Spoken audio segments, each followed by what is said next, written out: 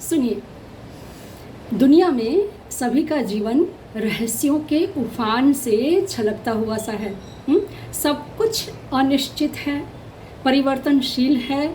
यहाँ अगले पल क्या होगा किसी को भी पता नहीं है। हाँ, और ध्यान दीजिएगा, यही बात संसार के रंगीन होने की निशानी भी है।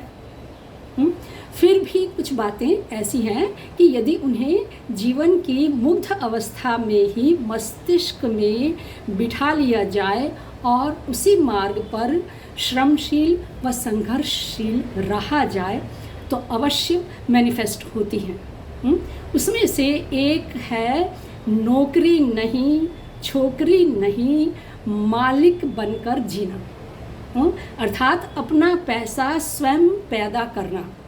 कोई भी बिजनेस या प्रोफेशन करके अपनी शारीरिक व मानसिक क्षमता से पैसा कमाना है। नौकरी गुलामी है। जीवन के पहले पड़ाव पर ही यह माइंड सेट कर लीजिए कि मेरा अपना बिजनेस या प्रोफेशन ही मुझे ऊंचाइयां देंगे, नौकरी नहीं। यह बात हमें उन पूंजीपतियों को देखकर व समझकर सीखनी होगी कि प्रारंभिक अवस्था में वे सभी कितना सादा जीवन जीकर अपनी आवश्यकताएं न्यून रखकर दिन रात मेहनत करके अपने छोटे धंधे व व्यवसाय को एक दिन ऊंचाई पर ले आते हैं।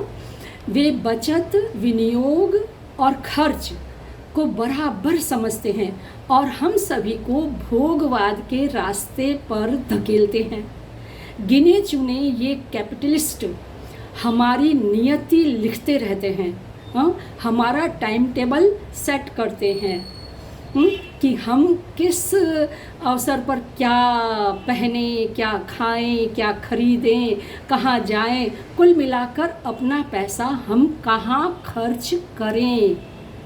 समझिएगा कैसी विडंबना है। माल वो प्रोड्यूस करें, मैन्युफैक्चरिंग वो करें, उनके यहाँ नौकरी हम करें और फिर उन्हीं पैसों से वो प्रोड्यूस हुआ माल हम खरीदें। विचारिए, सारा पैसा जा कहाँ रहा है? ऑब्वियसली उन्हीं मालिकों के पास। तो यह सब देखकर, जानकर, सीखकर क्यों न छोटा मोटा बिजनेस करके अपना पैसा स्वयं ही खड़ा करें। मेहनत व रिस्क है मगर असंभव नहीं है सर।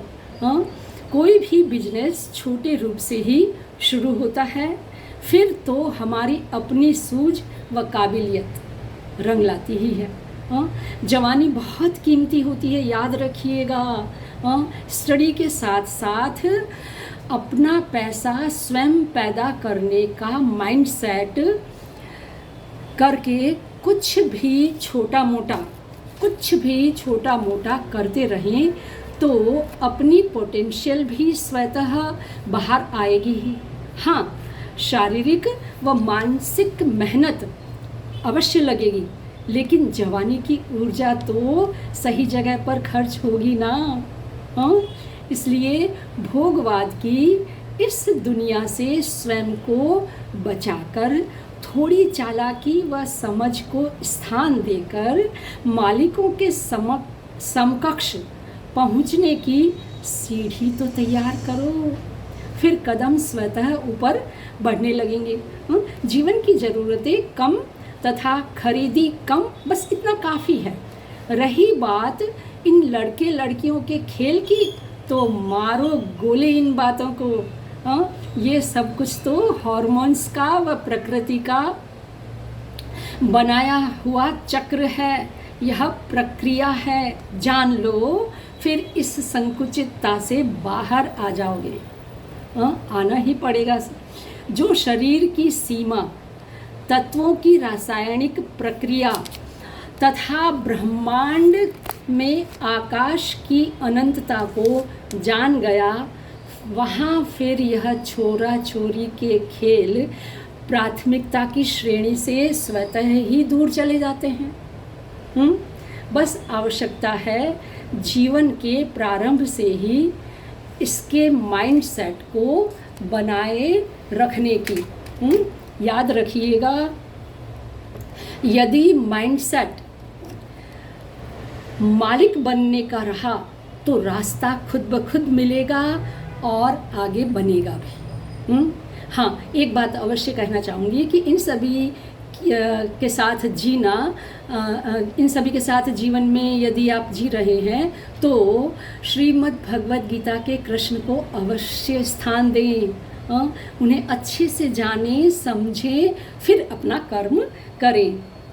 आगे के सभी वीडियो भगवद गीता के तीसरे अध्याय से प्रारंभ होंगे, तो साथ बनाए रखिएगा। लाइक, कमेंट्स व सब्सक्राइब और शेयर भी कीजिएगा। जियो गीता के संग, सीखो जीने के ढंग।